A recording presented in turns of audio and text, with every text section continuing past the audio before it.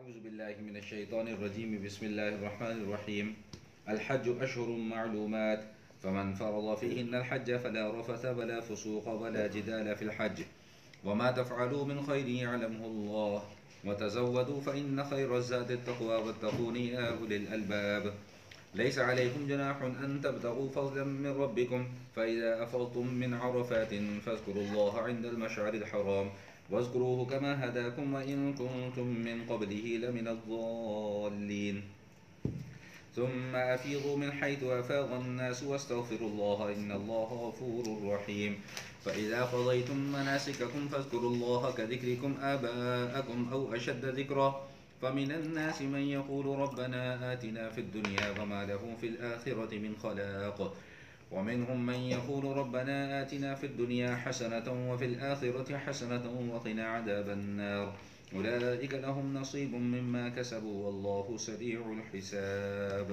صدق اللہ العظیم.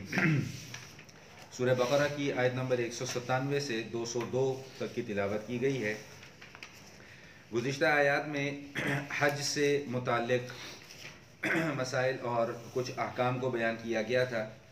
آج جو آیات ہم نے پڑھی ہیں ان آیات میں بھی حج کے متعلق ہی گفتگو کی جا رہی ہے، جس میں چند بہت ضروری مسائل کو ذکر کیا گیا، جن میں سب سے پہلی بات تو یہ بیان کی گئی ہے کہ حج کے مہینے اللہ تعالیٰ نے مقرر فرما دیے ہیں. حج کے مہینے کون کون سے ہیں؟ حج کے مہینوں کا آغاز ہو جاتا ہے شوال کے آغاز کے ساتھ ہی. شوال، ذیقعد اور ذی الحجہ کے پہلے 10 دن یہ حج کے مہینے ہیں. تقریباً 2 ماہ اور 10 دن یہ حج کے مہینے ہیں. ان کو حج کے مہینے کیوں کہا جاتا ہے؟ اس کا تعلق کچھ فقہی مسائل کے ساتھ بھی ہے اور کچھ عمومی اس حوالے سے بھی کہ پہلے مطلب دور دراز کا جب سفر کیا جاتا تھا تو وہ مہینوں پر مشتمل سفر ہوا کرتا تھا اور مہینہ 2 مہینے 1.5 مہینے لوگوں کو سفر میں لگ جایا کرتے تھے. اس لیے ان ایام کو حج کے ایام قرار دیا. اور دوسرا ان کا تعلق جیسا کہ میں نے عرض کیا کہ فقہی مسائل کے ساتھ بھی ہے. یہ بات بھی میں نے آپ کو بتلائی تھی کہ حج کی جو ہے وہ 3 قسمیں ہیں. حج قران ہے، حج تمتع ہے اور حج افراد ہے. قران کا مطلب یہ ہے کہ کوئی شخص احرام باندھے تو وہ عمرہ اور حج دونوں کی اکٹھی نیت کر کے احرام باندھے. اور تمتع اسے کہتے ہیں کہ جس میں عمرے کی علیحدہ نیت کر کے احرام باندھا جائے، پہلے عمرہ کیا جائے، پھر اس کے بعد عمرے کا احرام کھول دیا جائے، پھر اس کے بعد جب حج کے ایام آئیں تو پھر حج کا احرام باندھ کر تو حج کے ارکان کا آغاز کیا جائے. ان مہینوں کا تعلق انہی 2 مسائل کے ساتھ ہے کہ اگر کوئی شخص شوال کے مہینے سے پہلے عمرہ کر لیتا ہے اور اس کے بعد وہ احرام کھول دیتا ہے اور پھر اس کے بعد وہ جب حج کے دن آتے ہیں تو پھر حج کا احرام باندھ لیتا ہے تو پھر یہ حج تمتع نہیں کہلائے گا. حج تمتع وہی حج کہلائے گا کہ جس نے شوال کے بعد عمرے کی نیت کی ہو، پہلے عمرے کا احرام باندھا ہو، عمرہ کر لیا ہو، پھر اس کے بعد جب حج کے ایام آئے تو پھر عمرہ کرے. ان کا تعلق ان مسائل کے ساتھ بھی ہے. لیکن بہرحال بنیادی مسئلہ جو سمجھنے کا تھا وہ یہ کہ یہ 2 ماہ اور 10 دن ہیں جن کو اللہ جل شانہ نے حج کے ایام قرار دیا. اور دوسری اہم ترین بات جس کا میں تذکرہ پہلے بھی کر چکا ہوں کہ حج جو ہے وہ صرف انہی مخصوص ایام میں ہوگا. ان کے علاوہ سال بھر میں کسی بھی دن حج نہیں ہو سکتا. یہ جو 8 ذی الحجہ سے 13 ذی الحجہ تک یہ جو 5 دن ہیں، انہی 5 دنوں میں جو ارکان حج کے ادا کیے جائیں گے وہی حج کہلائے گا. ان کے علاوہ 5 دنوں کے علاوہ اگر کوئی مقام عرفات میں چلا جاتا ہے یا مزدلفہ میں رات کو قیام کر لیتا ہے یا منی چلا جاتا ہے یا شیاطین کو کنکریاں جا کر مار لیتا ہے تو وہ اس کا حج نہیں کہلائے گا. حج انہی 5 دنوں میں ہوگا. یہ اللہ تعالیٰ کی طرف سے مقرر کردہ ایام ہے. دوسرا مسئلہ جو یہاں پر بیان کیا گیا وہ یہ بیان کیا کہ فلا رفث ولا فسوق ولا جدال فی الحج. دیکھیں یہ بات ہم پہلے بھی پڑھ چکے ہیں کہ جب آپ احرام پہن لیتے ہیں تو احرام کی بے شمار پابندیاں ہیں اور ان پابندیوں میں سے بہت سے ایسے اعمال جو کہ ہمارے لیے عام حالات میں کرنا جائز تھے اب احرام کی حالت میں وہ کرنا جائز نہیں ہے. جیسے سر کے بال نہیں کاٹ سکتے، ناخن نہیں کاٹ سکتے، خوشبو نہیں لگا سکتے، میاں بیوی والا تعلق آپس میں قائم نہیں کیا جا سکتا، سلا ہوا کپڑا نہیں پہنا جا سکتا، سر پر ٹوپی نہیں پہنی جا سکتی مرد کے لیے، چہرے کے اوپر عورت کپڑا نہیں لگا سکتی، چپکا ہوا کپڑا چہرے کے ساتھ نہیں لگا سکتی. تو یہ پابندیاں ہیں جو احرام میں ہیں. اور احرام سے پہلے یہ پابندیاں نہیں تھیں، یہ سارے کام ہمارے لیے جائز تھے. یعنی ناخن بھی کاٹ سکتے تھے، بال بھی کاٹ سکتے تھے، خوشبو بھی لگا سکتے تھے، لیکن حالت احرام میں یہ پابندیاں ان کی پابندی کرنا ضروری ہے، اور اگر کوئی ان اعمال کی پابندی نہیں کر سکے گا احرام کی حالت میں تو اس کو اوپر سزا ہے، اس کو دم دینا پڑے گا وہاں پر۔ تو یہاں پر اللہ تعالیٰ نے اسی چیز کو بیان فرمایا ہے کہ اگر کوئی شخص حج کرنے کے لیے جاتا ہے، احرام اس نے پہن لیا، تو پہلا مسئلہ تو یہ ہے کہ اب اس کو حج پورا کرنا پڑے گا۔ دوسرا مسئلہ یہ ہے کہ فلا رفث، کہ حج کے ارکان ادا کرتے ہوئے احرام پہن لینے کے بعد جو میاں اور بیوی کا تعلق ہے وہ کوئی بھی شخص آپس میں قائم نہیں کر سکتا، یہاں تک کہ بوس و کنار کرنے کی بھی اجازت نہیں ہے۔ حالانکہ یہ حلال ہے، احرام کے علاوہ یہ کام حلال ہے، لیکن حالت احرام میں یہ عمل کرنا جائز نہیں ہے۔ اور فقہا نے مسئلہ لکھا ہوا ہے کہ اگر کسی شخص نے حالت احرام میں یہ والا کام کر لیا تو اس کا حج ہی فاسد ہو جائے گا، وہ حج ہوا ہی نہیں ہے اس کا، چاہے وہ عرفات میں بھی چلا جائے، مزدلفہ میں بھی قیام کر لے، منہا بھی چلا جائے، جو مرضی کر لے، قربانی بھی کر لے، سب کچھ کر لے، لیکن اگر اس نے حالت احرام میں یہ کام کر لیا تو اس کا حج جو ہے وہ بالکل فاسد ہو جائے گا۔ دوسری چیز جو یہاں پر بیان فرمائی کہ اب یہ دیکھیں، نقطہ سمجھیں یہاں پر کہ فلا رفثا کہ میاں بیوی کا تعلق آپس میں قائم نہیں ہو سکتا۔ میں نے عرض کیا کہ عام حالات میں یہ میاں بیوی کا تعلق قائم کرنا بالکل جائز اور حلال تھا، تو اس سے منع کر دیا گیا۔ ولا فسوق کو جو لفظ لے کے آئے ہیں اس میں تمام کے تمام گناہوں سے منع کر دیا گیا۔ گناہ تو دیکھیں حالت احرام میں کریں گے تب بھی گناہ ہے، احرام کے باہر کریں گے تب بھی گناہ ہے، لیکن حالت احرام میں اگر کوئی گناہ کرے گا تو اس کا گناہ بھی زیادہ ہو جائے گا۔ اس کی مثال یوں سمجھ لیں کہ جیسے شب قدر ہے، شب قدر میں جو عبادت کی جاتی ہے، میں نے بتایا تھا آپ کو کہ اس ایک عبادت کا ثواب کتنا ہے، 1000 مہینوں کی عبادت کے برابر ہے، ٹھیک۔ لیکن دوسری طرف یہ نقطہ بھی ذہن میں رکھیں کہ اگر اس شب میں کوئی گناہ کرے گا تو اس کا گناہ بھی پھر اتنا ہی زیادہ ہوگا۔ یہ نہیں کہ صرف ثواب ہے، اگر کوئی گناہ کرے گا تو اس کا گناہ بھی پھر اتنا ہی زیادہ ہوگا۔ بات سمجھ میں آ رہی کہ نہیں آ رہی؟ تو حالت احرام میں اگر کوئی شخص گناہ کا ارتکاب کرے گا تو جو گناہ حالت احرام سے پہلے بھی ہمارے لیے ناجائز تھے وہ احرام میں بھی ناجائز ہیں، بلکہ احرام میں ان کی شناعت اور قباحت زیادہ بڑھ جاتی ہے۔ ایک آدمی گالی دیتا ہے خدا نہ خواستہ، اور ایک آدمی مسجد میں جا کر گالی دیتا ہے۔ گالی دینا تو گناہ ہے، لیکن مسجد میں جا کر گالی دینا زیادہ بڑا، کیونکہ مسجد ایسی جگہ نہیں ہے کہ جہاں پر جا کر گالی دی جائے۔ تو بالکل یہی حال ہے کہ ولا فسوق، کسی قسم کا کوئی گناہ۔ اب دیکھیں حج کے ایام میں جو ہے اس میں ہمارے ہاں بڑی بد احتیاطیاں ہوتی ہیں۔ اب عمومی طور پہ وہاں پہ خواتین نے چہرہ نہیں ڈھانپا ہوتا تو بد نظری کے چانسز بھی بہت زیادہ ہوتے ہیں، اور دیگر گناہوں کے چانسز بھی بہت زیادہ ہوتے ہیں، جس کا آگے بھی تذکرہ کہ ولا جدالا، کہ بھئی آپس میں کوئی جھگڑا وگڑا بھی نہیں کرنا ہوتا۔ حج نام ہی اسی چیز کا ہے کہ آپ نے برداشت اپنے اندر پیدا کرنی ہے۔ جن احباب نے وہاں کی زیارت کی ہوئی ہے، اب آپ تو یقیناً انشاءاللہ الحمدللہ حج بھی کر کے آئے ہوں گے، عمرہ بھی کر کے آئے ہوں گے، تو حج تو نام ہی مشقت برداشت کرنے کا ہے۔ اور وہاں پر جا کر چھوٹی چھوٹی باتوں پر لڑنا، جھگڑنا، ایک دوسرے کے ساتھ گالم گلوچ کرنا، غیبت کرنا، آواز کو اونچی کرنا، یہ سارے کے سارے معاملات ایسے ہیں کہ جس سے حج کا ثواب ضائع ہو جانے کا خدشہ ہے۔ اور بعض اعمال تو ایسے انسان کوئی کر بیٹھتا ہے کہ جس سے اس کا حج ہی ختم ہو جائے۔ تو کیا فائدہ آپ اتنا پیسہ بھی وہاں پر لگا کر جاؤ، اتنی محنت بھی وہاں پر جا کر کرو، اتنی مشقت کو بھی وہاں پر جا کر برداشت کرو، اور اس کے بعد پھر آپ وہاں سے خالی ہاتھ واپس لوٹو، تو پھر اتنی محنت اور مشقت کرنے کا فائدہ تو کوئی نہ ہوا۔ اس لیے اللہ تعالیٰ پہلے ہی اس بات کی تاکید فرما رہے ہیں کہ بھائی نہ وہاں پر کوئی گناہ کا کام کرنا ہے اور نہ ہی آپس میں کوئی جھگڑا کرنا ہے چھوٹی چھوٹی باتوں پر۔ اب ہر سال ہم دیکھتے ہیں کوئی نہ کوئی ویڈیو آ جاتی ہے کہ جگہ نہ ملنے پہ جھگڑا ہو رہا ہے جی، جگہ تنگ ہونے کی وجہ سے جھگڑا ہو رہا ہے۔ میرے ایک دوست حج کرنے گئے اپنی والدہ کے ساتھ، تو وہ یہ مجھے بتا رہے تھے، کہتے کہ وہاں پر اتنی چھوٹی چھوٹی باتوں پہ جو ہے وہ لوگ آپس میں جھگڑ رہے تھے۔ تو کہتے پھر میں نے ان کو کہا کہ یار یہاں پر آئے تم لڑنے جھگڑنے کے لیے ہو یا برداشت کرنے کے لیے آئے ہو؟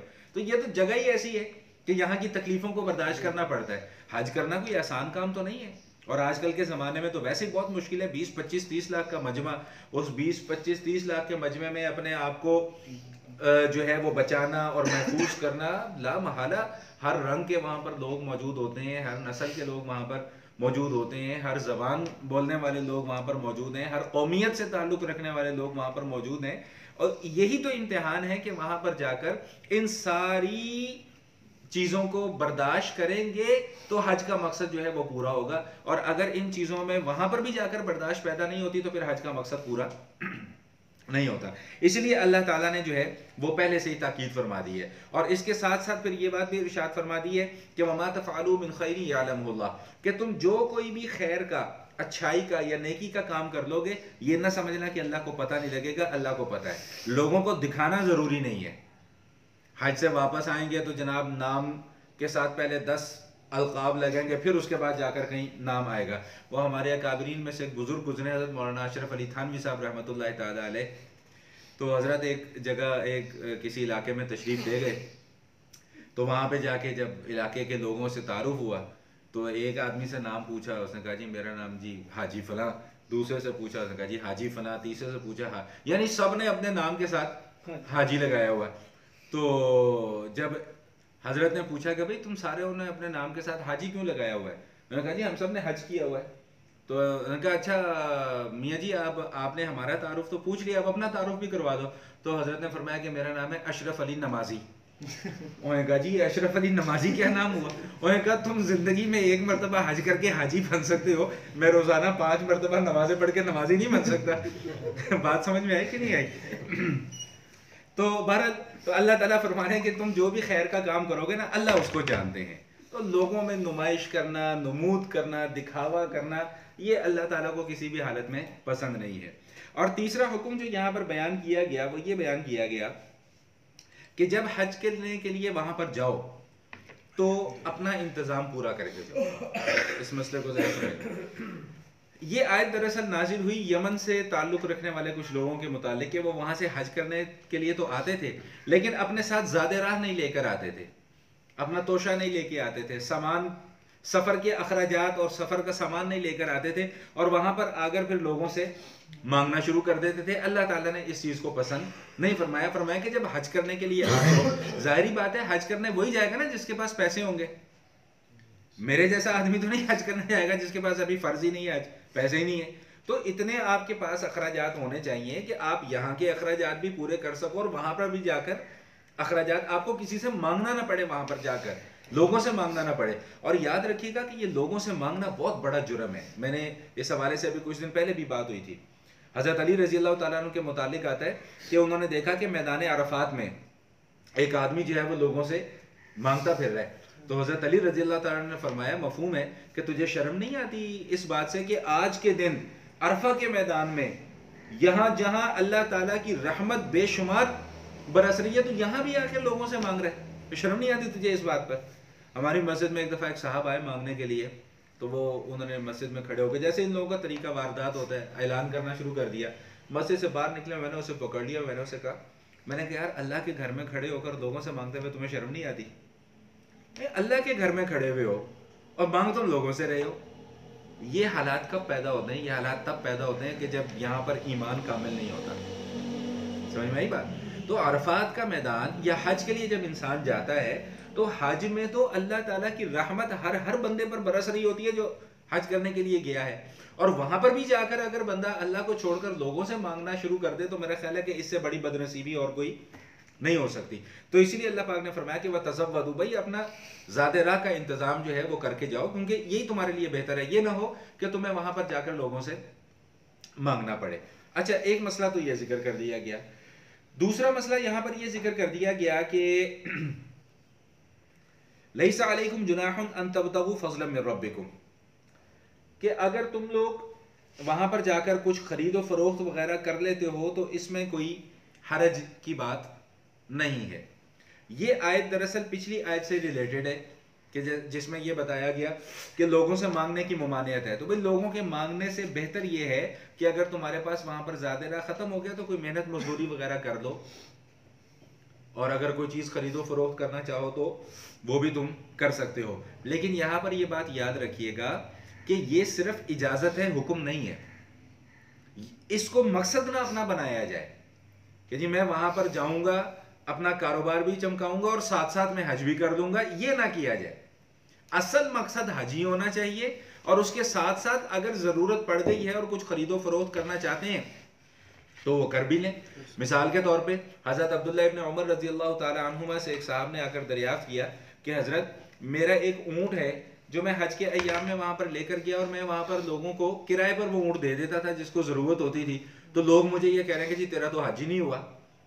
تو حضرت نے اسے فرمایا کہ کیا تو نے وقوف عرفہ نہیں کیا؟ نے کہا جی کیا. میں کہا جی کیا تم نے مزدلفہ میں رات نہیں گزاری؟ نے کہا جی بالکل گزاری. مینا میں نہیں گئے؟ جی گئے. قربانی نہیں کی؟ جی کی. شیطان کو کنکریاں نہیں ماری؟ طواف زیارت نہیں کیا؟ جی کیا. میں کہا جب تو سارے کام کر لیے تو حج ہو گیا. اس بات کی تو اللہ پاک نے اجازت دی بھی ہے. دراصل اس کا پس منظر کچھ یوں ہے کہ زمانہ جاہلیت میں بھی جب لوگ حج کے لیے آیا کرتے تھے تو ان دنوں میں خاص کر وہاں پر 3 بڑے بڑے بازار لگا کرتے تھے. ایک اوقاز کا میلہ تو بہت مشہور تھا. اوقاز کا جو میلہ تھا وہ بہت مشہور تھا. اسی طرح وہاں پر 3 بڑے بڑے بازار لگا کرتے تھے. تو زمانہ جاہلیت کی وہ جو ایک طریقہ چلا آ رہا تھا کہ لوگ وہاں پر تجارت کے لیے حج کے ایام میں جایا کرتے تھے, تو اہل ایمان نے یہ سمجھا کہ شاید اب ہمارے لیے تجارت کرنا حج کے ایام میں ناجائز نہ ہو جائے, ہم حج کرنے جائیں کہ تجارت کریں. تو اللہ پاک نے اس کی اجازت دے دی کہ اگر تمہیں ضرورت پڑ جاتی ہے اور وہاں پر کوئی تم تجارت وغیرہ اپنا معاملہ اس حوالے سے کرنا چاہتے ہو تو اس کی تمہیں گنجائش بھی ہے, تمہیں اجازت بھی ہے. یہ میں نے جو عرض کیا ایک اصول ذہن میں بٹھا لیجئے گا اچھے طریقے سے کہ ایک ہوتا ہے شریعت کی طرف سے حکم آ جانا, ایک ہوتا ہے شریعت کی طرف سے اجازت آ جانا. ان دونوں کے اندر فرق ہے. اجازت کا معنی کیا ہوتا ہے کہ آپ یہ عمل کر سکتے ہیں, اور حکم آنے کا کیا مطلب ہوتا ہے کہ لازمی طور پہ اب یہ کرنا پڑے گا. تو حکم کیا ہے؟ نماز پڑھو. حکم کیا ہے؟ زکوٰۃ دو. حکم کیا ہے؟ رمضان کا روزہ رکھو. حکم کیا ہے کہ حج کرو. یہ حکم ہے. اور حج کے ایام میں تجارت یہ اجازت ہے. ٹھیک, تو اس میں اصل نقطہ یہ ذہن میں رکھیں کہ تجارت مقصود نہیں ہونی چاہیے. تجارت مقصود نہیں ہونی چاہیے, بلکہ مقصود کیا ہے؟ اللہ کے گھر کی زیارت اور وہاں پر جا کر دیگر عبادات کو کرنا, کیونکہ یہ موقع زندگی میں ایک ہی بار آتا ہے, بار بار ہر کسی کو یہ موقع نہیں ملتا. تو ایک بار زندگی میں جانا ہے وہاں پر, تو جا کر کیوں نہ پھر بندہ وہاں پر پورے طریقے سے ان ارکان کو ادا کرنے کی کوشش کرے جس مقصد کے لیے گیا ہے. اور آج کل کے زمانے میں ایک نئی بیماری جو آ گئی ہے وہ یہ موبائل کی سیلفی, کہ وہ خانہ کعبہ کا طواف کر رہے ہیں اور طواف کرتے کرتے جناب وہ ویڈیو بھی بن رہی ہے. اللہ حول ولا قوت الا باللہ. اللہ کے بندو تم یہاں پہ سیلفیاں بنانے کے لیے آئے ہو, روزہ رسول میں کھڑے ہوں گے تو وہاں پہ سیلفیاں بنا رہے ہوں گے. اچھا, پھر اور عجیب بات کیا ہے, وہ جی میں اس وقت خانہ کعبہ کے سامنے ہوں, میں نے کیمرہ آن کیا ہوا ہے, تو تم نے جو دعا مانگنی ہے وہ مانگ لو. تو کیا اللہ تعالیٰ پاکستان میں بیٹھے ہوئے انسان کی دعا نہیں سنیں گے؟ عجیب سی مطلب بیہودہ سی ایک یہ حرکت ہے اور بیہودہ سی بات ہے. سننے میں آیا ہے کہ وہاں کے علماء نے اب شاید اس معاملے کے اوپر کافی سختی بھی کی ہے کہ وہاں پر اب اجازت نہیں دی جاتی, لیکن پھر بھی لوگ کچھ نہ کچھ اپنا موقع نکال کے جو ہے وہ یہ حرکت کر لیتے ہیں. لیکن بہرحال بڑی ہی ایک عجیب سی اور نازیبا سی حرکت ہے کہ آپ اللہ کے گھر کی زیارت کے لیے گئے ہیں اور آپ وہاں سے جناب پوری دنیا کو نمائش کر کے دکھا رہے ہیں کہ جی دیکھیں اس وقت میں یہاں پر بیٹھا ہوں. بھائی اللہ کے لیے گئے ہو, اللہ کو دکھاؤ. لوگوں کو دکھانے کی کیا ضرورت ہے؟ جب تم اللہ کے لیے اللہ کو دکھا کر عبادت کرو گے تو اللہ خود بخود لوگوں کے اندر تمہاری پہچان پیدا خود ہی کر دیں گے. تو مقصد اللہ تعالیٰ کی عبادت ہونی چاہیے, مقصد لوگوں کو دکھانا نہیں ہونا چاہیے. تو ایک مسئلہ تو یہاں پر یہ ذکر کر دیا گیا. چوتھا اہم مسئلہ یہاں پر جو ذکر کیا گیا وہ یہ ذکر کیا گیا کہ حج کے جو ارکان ہیں ان میں سے سب سے بڑا رکن جو ہے, سب سے بڑا رکن وہ عرفہ میں قیام کرنا ہے, وقوف عرفہ جسے کہتے ہیں. 9 ذی الحجہ کو طلوع آفتاب سے لے کر اگلے دن کی صبح صادق سے پہلے کوئی شخص اگر عرفہ میں جا کر ٹھہر جاتا ہے تو اس کا حج, چاہے وہ 1 منٹ کے لیے وہاں پر پاؤں ہی لگا دے جا کے, تو اس کا حج ادا ہو جاتا ہے.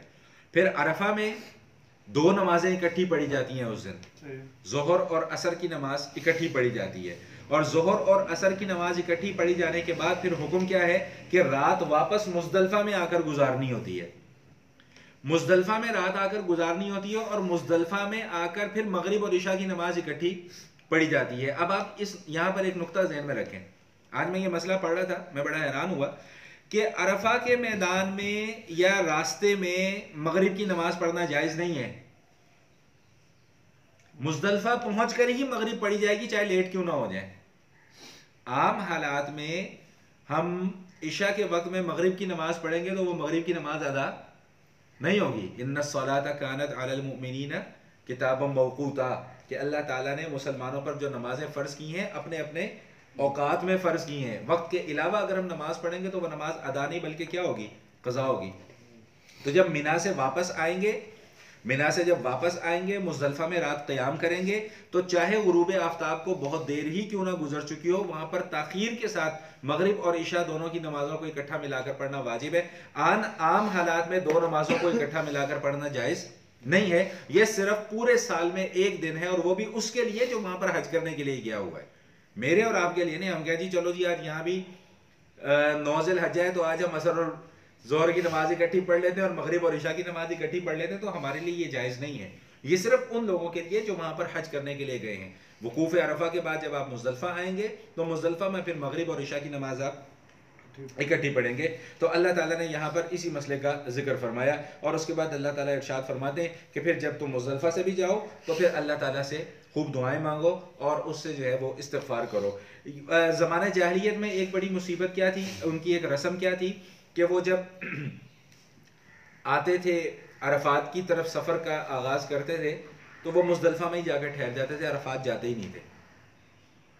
سمجھ میں آئی؟ وہ کہتے تھے یہ مزدلفہ جو ہے یہ حرم کا حصہ ہے تو ہم حرم سے باہر نہیں نکلیں گے کیونکہ ہم اعلیٰ قسم کے لوگ ہیں, ہم حرم والے لوگ ہیں, ہم حرم سے باہر نہیں نکلیں گے. تو وہ لوگ مزدلفہ میں ہی ٹھہر جایا کرتے تھے, وقوف عرفہ جا کر نہیں کیا کرتے تھے. اس لیے اللہ تعالیٰ نے یہاں پر یہ حکم بیان فرمایا کہ بھئی وقوف عرفہ کرو اور وقوف عرفہ کے بعد پھر واپسی پر رات جو ہے وہ آ کر مزدلفہ میں گزارو. مزدلفہ میں رات گزارو گے تو پھر اگلے دن تمہیں مینا جانا ہوگا, وہاں پر جا کر پھر وہ قربانی اور سر منڈوانا اور پھر احرام کھولنا ہوگا اور اس کے بعد پھر وہ شیطان کو کنکریاں مارنے کا سلسلہ ہوگا. اب وہ شیطان کو جو کنکریاں مارنا ہے اس کے حوالے سے شاید آگے بھی بات آ جائے, لیکن میں یہاں پر بھی عرض کر دوں کہ وہاں پر کوئی فزیکلی شیطان موجود نہیں ہوتا.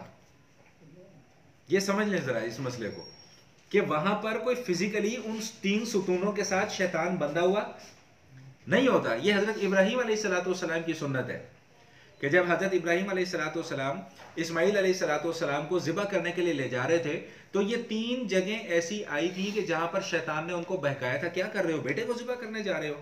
تو انہوں نے وہاں پر اس کو کنکریاں ماری تھی. پھر دوسری دفعہ اس نے کہا کیا کر رہے ہو, بیٹے کو ذبح کر رہے ہو. پھر انہوں نے دوسری دفعہ کنکریاں ماری, پھر تیسری دفعہ انہوں نے کنکریاں ماری. تو یہ کنکریاں مارنا حضرت ابراہیم علیہ السلام کی سنت ہے اور وہاں پر کوئی فزیکلی شیطان موجود نہیں ہوتا. اس کو جو وہ کنکری لگتی ہے شیطان کو, وہ کنکری نہیں لگ رہی ہوتی, وہ دراصل نبی کی سنت پر جو ہم عمل کر رہے ہوتے ہیں اس سنت سے اسے تکلیف پہنچ رہی ہوتی ہے. مسئلہ سمجھے؟ لوگ وہاں پر عجیب عجیب بےہودہ حرکتیں کرتے ہیں, کوئی جوتیاں اٹھا کے مار رہا ہوتا ہے, کوئی گالیاں نکال رہا, لا حول ولا قوت الا باللہ. اور بھائی دین کا کام وہی ہے اور اتنا ہی ہے کہ جتنا اللہ کے نبی نے بتا دیا, اس کے اندر اب کوئی کمی یا بیشی نہیں کی جا سکتی ہے. وہ میرے ایک دوست حج کرنے کے لیے گئے تو وہ حقیقی واقعہ کہتے ہیں, یہ میں نے اپنے کانوں سے سنا اور اپنی آنکھوں سے میں نے دیکھا کہ ایک آدمی جو ہے نا وہ کنکریاں شیطان کو مار رہا ہے تو ساتھ ساتھ کہتا ہے کہ ساری زندگی یار تیرے نال یاری لا کے رکھی. میری پنجابی ذرا کمزور ہے تو بہرحال وہ جو ان کا جو ایکسنٹ اور انداز تھا, میں کہتے یار ساری زندگی تیرے نال یاری لا کے رکھی, اے دوست میرے کھچ کھچ آ کے لے نا, میں کی کرا, مجبور ہے. کہتے میں نے اپنے کانوں سے سنا ہے اس بندے کو یہ بات کرتے ہوئے. تو بہرحال یہ چیزیں درست نہیں ہیں.